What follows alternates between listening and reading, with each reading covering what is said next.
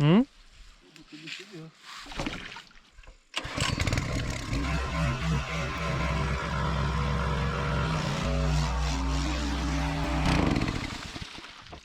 Неудачная попытка.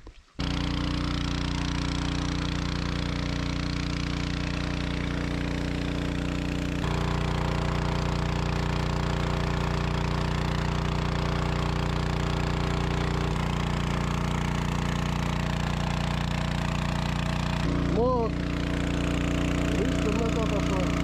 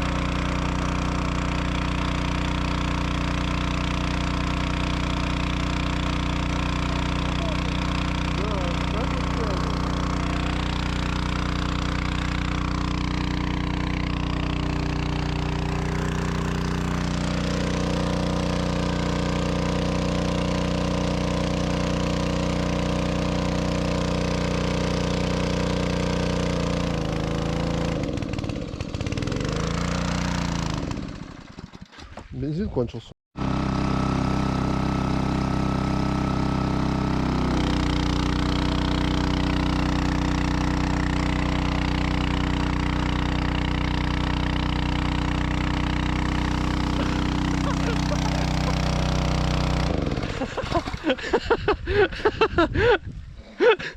А где он пропускать начал? Откуда? Не видно.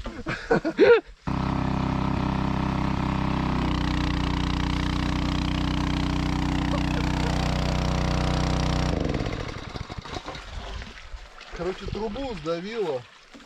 Смотри, какая труба стала. Ее сломало, походу, вообще, видишь? А, И она, соответственно, так как она неровная, не круглая, сними туда. Но не в упор ты так. На расстоянии. И видишь, сдавила, она... неплохо. Соответственно, когда ее сюда вдавливает, она начинает сбоку пропускать.